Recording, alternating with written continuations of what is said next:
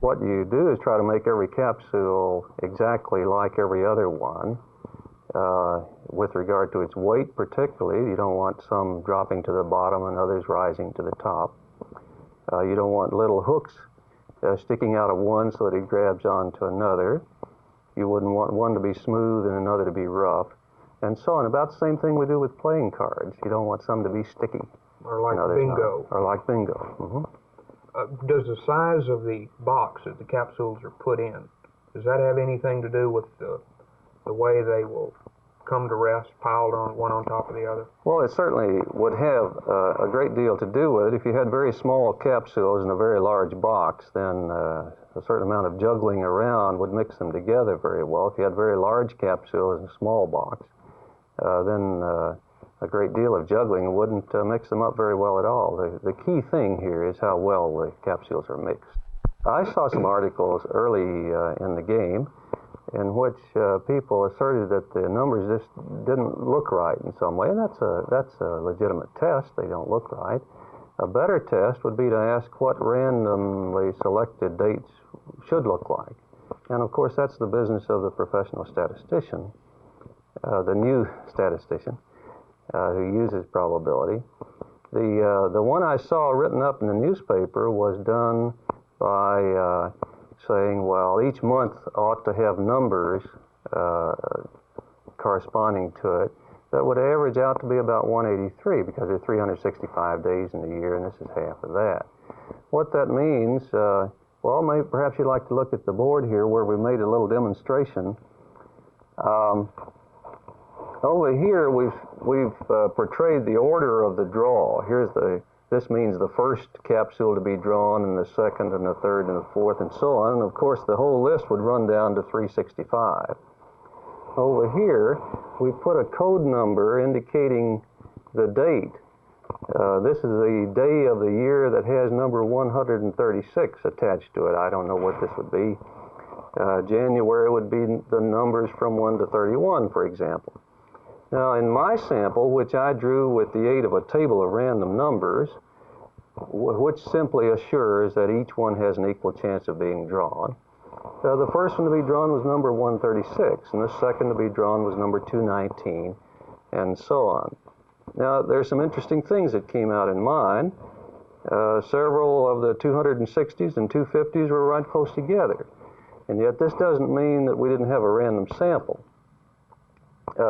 Now, what you compute, though, to try to find out how well you did would be to match up the numbers here corresponding to 1 month, say January. Take the numbers in here from 1 to 31 and come over here and find out what number comes alongside them and see if these numbers average about the middle, 183. For example, this one would be, I guess that would be about December the 24th, and he has number 11. If you took all the numbers for December, those would run from 365 minus 31, whatever that is, up to 365. Isolate those, write down these numbers that come alongside them. These numbers then ought to average about 183, and that ought to happen for every month.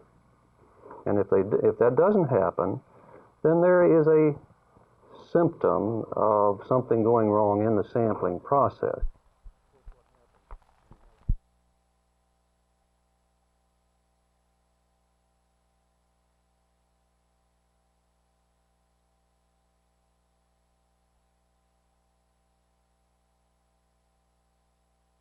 When the Fort Worth City Council meets in regular session tomorrow morning, it'll consider, among other things, the wage scale for workers at the regional airport. The meeting is expected to result in a confrontation between city officials and union leaders over the city's recommendation for wages to be paid.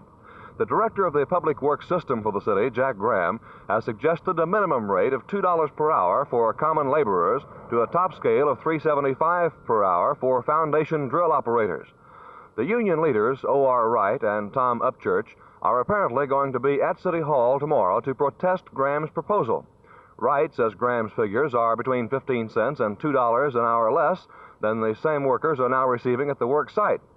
This argument is not new. It began December 19th when union leaders walked out of a hearing after Graham refused to listen to oral testimony. The union filed suit, but later dropped it when they were told that the labor records would be considered before a rate was set. O'Graham now says that after looking at those records and other union evidence, he still sees nothing to change his mind, and he plans to present his wage recommendations to the council tomorrow morning. What action the union might take if those rates are adopted has not been announced. So far, the union leaders have refrained from any threats of a strike. This is Gene Thomas, Channel 8 News in Fort Worth.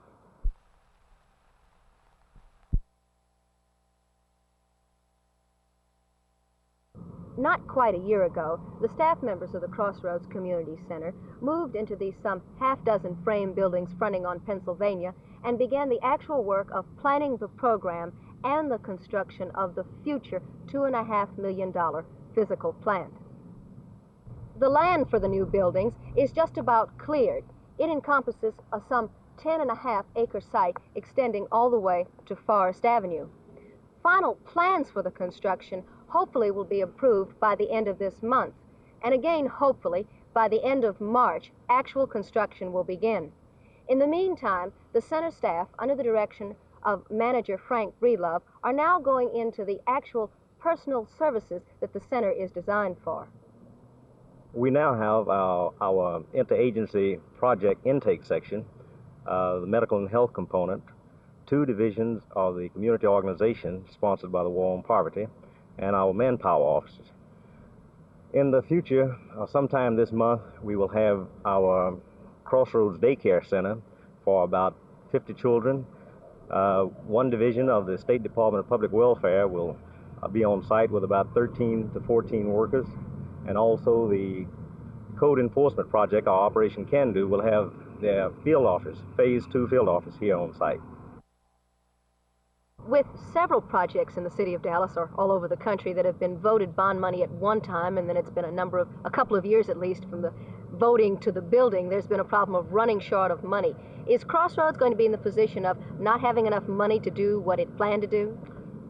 We are somewhat in that position, but I feel, as does the board feel, that the city of Dallas will provide the necessary funds to complete all 5 buildings and put together a fine program here. Is there a danger of you being forgotten, though, in the midst of the auditorium and other projects? No, I don't think it's a danger, because the type of services we are here to perform for the people. It's a relatively new concept, and it's a pilot project, and I think that we will take our place among the priority programs in the city. The center is now in the crossroads of its own beginning, and perhaps ready to move forward. This is Teel Salaun for Channel 8 News.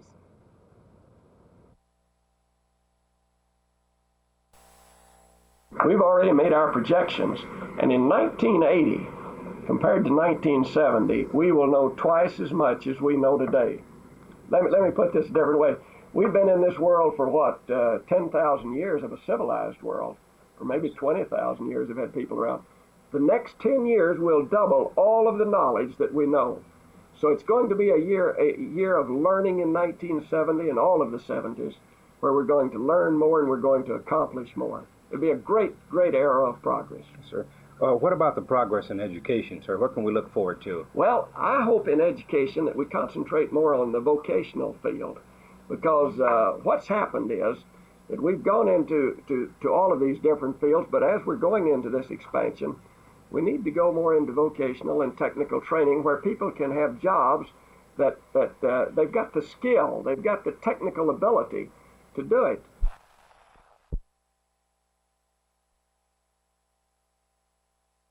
In Australia, the young people are more conscious of the Vietnam War being so much closer to Australia. There's a consciousness also that we were nearly invaded in World War II, and also that we are definitely part of Asia. Also, we have an American alliance. For the young people, most are prepared, if they are conscripted into the army, to fight in the war. But most realise, I think, as here, that this war, we've gone the wrong way in the war, let's say, and we should get over and done with as quickly as possible. Is there more patriotism or more loyalty to your country over there than there is here? Or well, it's a different kind of loyalty. Here I notice there's a lot more showing the flag, formality as far as patriotism goes. Back home, it's very much an informal type of patriotism.